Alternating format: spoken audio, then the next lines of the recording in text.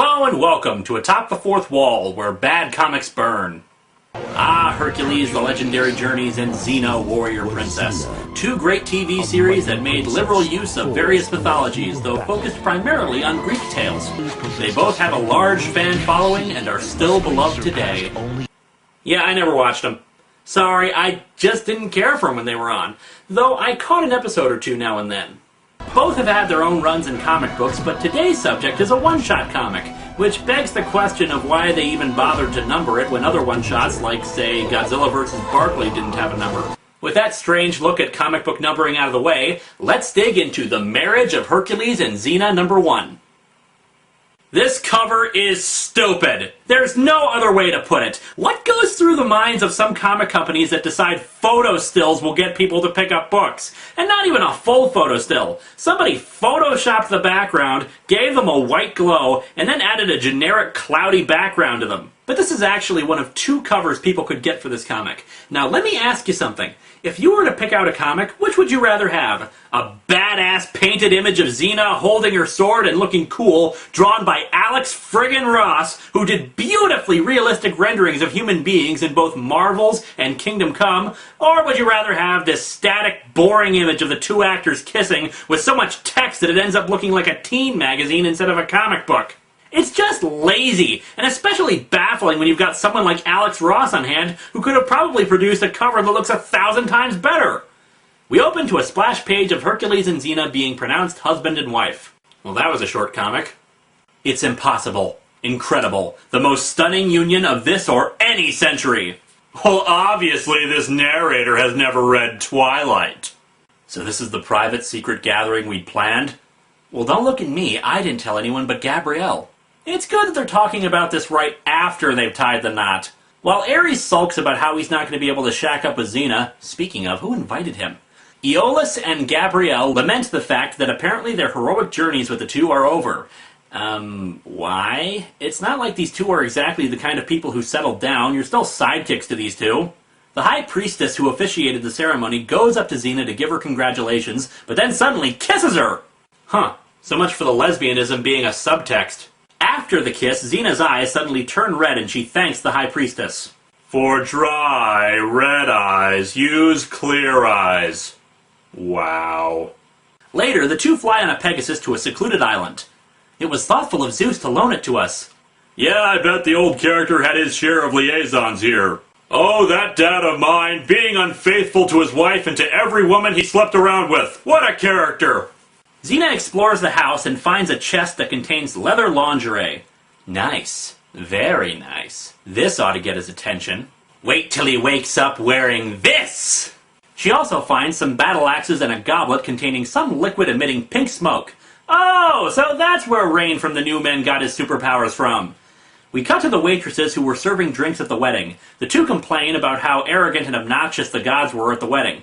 Who knew the ancient Greeks had catering services? Gabrielle overhears them talking about how the honeymoon will end in tragedy and demands an explanation from them. She says that for the past year there's been a curse brought down upon couples that get married in the village. Some spirit compels the bride to murder their husband on the wedding night. It's all anyone talks about around here. You've got to imagine that's annoying for travelers.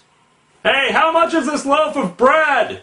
Say, did you know there's a curse that forces newlywed brides to murder their husbands? That's nice, but what about the bread? It's been going on for the past year. Bread! How much?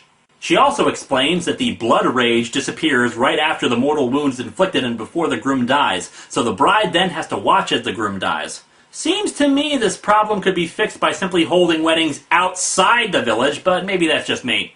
The woman explains that they brought Hercules and Xena in to try to figure out the cause of it. Then why were they talking 2 seconds ago about how they'll be glad when they're dead? Gabrielle reasons that the entire wedding was staged so they could confront the curse, since Hercules would be best suited to survive an attack, and that Xena would be the best to resist the curse. Yeah, she's doing a bang-up job so far. Speaking of banging, Xena appears before Hercules, now wearing the red dominatrix garb. Hercules' reaction? Xena, where did you get that outfit? It's spectacular! That would look so good on me! Now please, Xena, we both agreed when we got into this that we were going to control our urges. Why?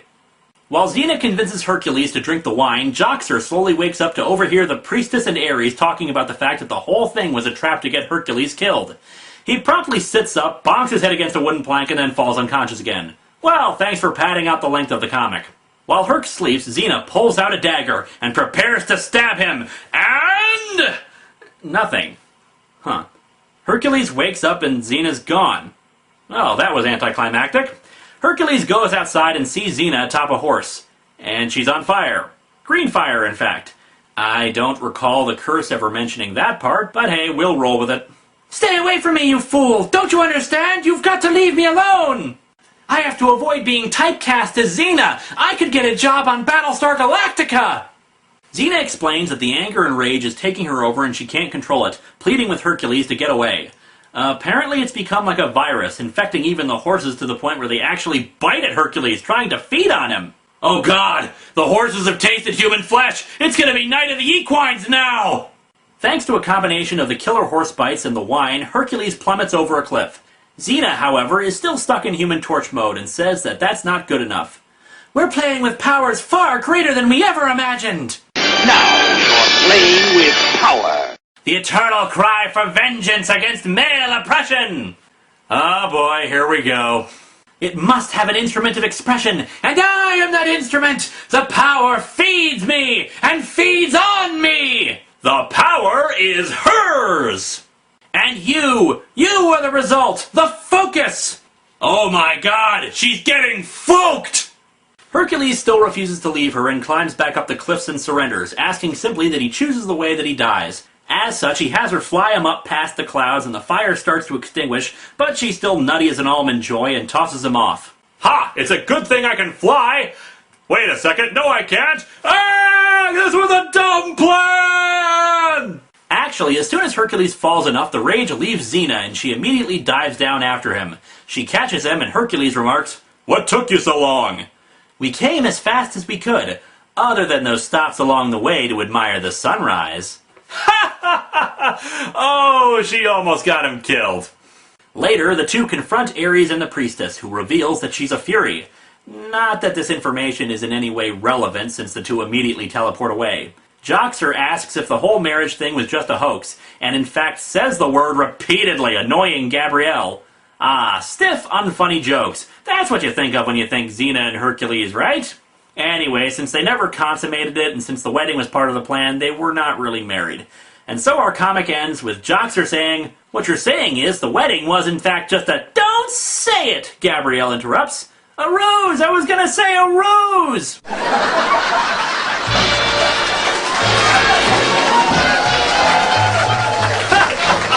Tune in next week when Joxer says wallet over and over again, making Gabrielle angry.